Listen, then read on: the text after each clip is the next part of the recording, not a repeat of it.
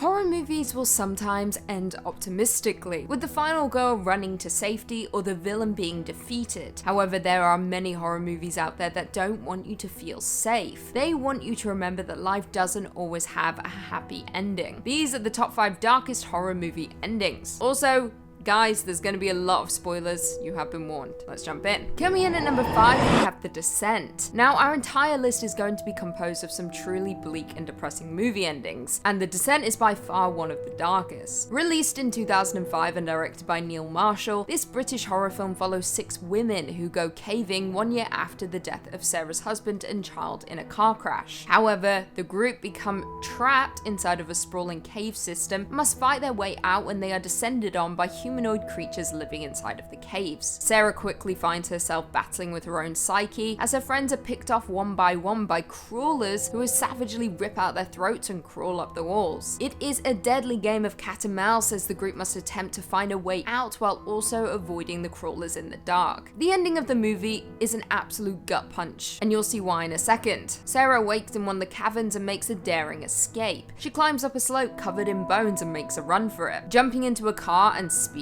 off. However, she soon sees the reflection of one of her dead friends in the backseat and she screams. She then wakes up in the cave, realizing that she had been hallucinating the entire escape. The crawlers then can be heard closing in on Sarah, revealing that she is trapped and she will die inside of the cave just like her friends. Before we jump into number 4, make sure you hit that like button, it really helps us out a lot. In at number 4, we have The Wicker Man. At this point, I think it's safe to say that most people know of the ending to The Wicker Man, whether you have seen it or not. It is absolutely iconic, with the image of the burning Wicker Man going down in cinematic history. Released in 1973 and directed by Robin Hardy, The Wicker Man stars the likes of Edward Woodward, Britt Ekland, Ingrid Pitt, and of course the legendary Christopher Lee. The movie itself follows Police Sergeant Neil Howie, who heads to the isolated island of Summer Isle in search of a missing girl. However, when he gets there, he is shocked to find that the inhabitants of the island have abandoned Christianity and now practice a form of paganism. Things begin spiraling out of control for Neil Howie, who begins to believe that the missing girl may in fact be used as a human sacrifice in the island's May Day celebrations. The utter gut punch of the movie comes right at the end when Howie discovers that the girl was never intended to be the human sacrifice in the pagan cult celebration. Nope, it was always intended to be him, as he fits their god's 4 requirements. He came of his own free will, has the power of a king, aka he represents the law, he is a virgin, and he is also a fool. So the pagans bundle him inside of a giant Wicker Man structure and light it on fire. Howie screams out in horror, prays to God, and curses the island, as the island's residents sing a folk song and sway in unison as he is burned alive. Coming in at number 3, we have Don't Look Now. Don't Look Now has perhaps one of the bleakest endings in horror movie history, with it still coming as a shock each and every time. Released in 1973 and directed by Nicholas Roeg, Don't Look Now stars Donald Sutherland and Julie Christie, who portray a married couple who travel to Venice following the death of their daughter, and after the husband agrees to restore a church. Now, while there, they encounter 2 sisters, with one claiming to be clairvoyant and informing the couple that their daughter is trying to contact them and warn them of imminent danger. On top of that, there is a serial killer on the loose in the city, adding more madness to the situation. Things quickly descend into madness, with the husband beginning to experience strange goings on. He becomes spooked by visions of a childlike figure in a red coat,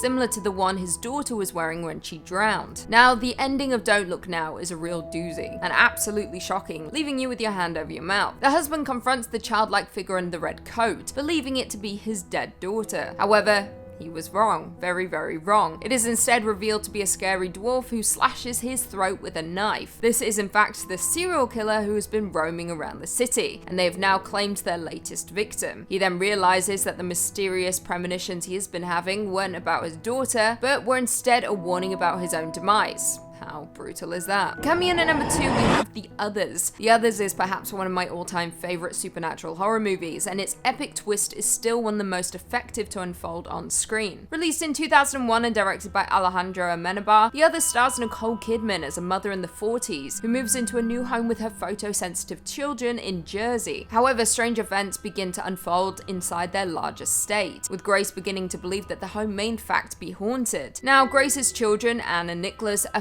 photosensitive, meaning that they cannot be in the sunlight, so the family must survive in the dark. The curtains are always drawn and the doors always locked, with the family forced to navigate from room to room via candlelight. This alone creates an eeriness in the home, with it feeling like evil could be lurking around at any corner. Now, when Grace employs servants to take care of the home, this is when things begin to descend into madness, with locked doors opening on their own, the grand piano playing without anyone touching its keys, and of course the curtains being torn down. On top of this, Anne starts telling her mother that she has seen people inside of the home, a young boy named Victor, a mother, father, and a creepy old woman who claims the house is theirs. However, things aren't quite as they seem, and in the final moments of the movie, when the intruders close in on the children, we learn that everybody is dead. Grace, her kids, and the servants. They are, in fact, the ghosts, and the intruders are the living. The harrowing truth is that Grace lost her mind and smothered her kids before turning a gun on herself. Doesn't get much darker than that. And finally, in at number 1, we have The Mist. Of course. I've talked about The Mist countless times on this channel, but it truly is a genuinely terrifying horror movie, with one of the bleakest endings in history. Released in 2007 and directed by Frank Darabont, The Mist is based on the 1980s novella written by Stephen King, with the movie starring the likes of Thomas Jane, Marsha Gay Harden, Nathan Gamble, Toby Jones, Laurie Holden, and Melissa McBride. The movie focuses on a small town in Maine whose residents must seek shelter in a supermarket when a mysterious mist engulfs the town, concealing within it Lovecraftian monsters who seek to take down the town's residents. They must fight for survival inside of the supermarket as the monsters begin to close in on them and will find any way possible to get inside. This results in the people forming alliances and friend turning on friend. There is only one way to survive: they have to move. The ending of The Mist has to be one of the biggest gut punches in horror movie history, with David, his son, and a handful of fellow survivors attempting to escape the mist in a car. However, when they run out of gas, they believe all hope is lost, as one of the Lovecraftian creatures begins to descend in on them. So they want to take their fate into their own hands, and David shoots everyone inside of the car, including his own son. But he runs out of bullets for himself, leaving him absolutely distraught inside of the car. Worse still, just moments later, a rescue team shows up to save the town's occupants, and as they do, the mist begins to disappear. If only he had waited just a few more moments, no one would have had to die.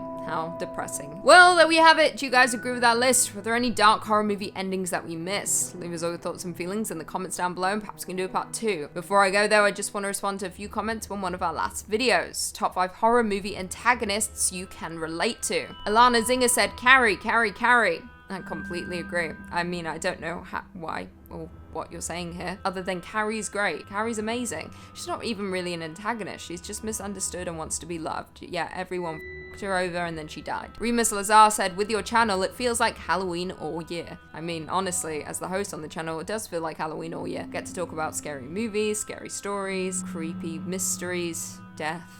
Every day. JC Hugh said, honestly, Poltergeist was fun to watch. The scariest thing to me was the clown doll that literally plays on 2 of my biggest fears. The scariest thing about that clown doll was that behind the scenes, it did actually malfunction and strangle that boy. But that's also because I guarantee that set was haunted. There's proof.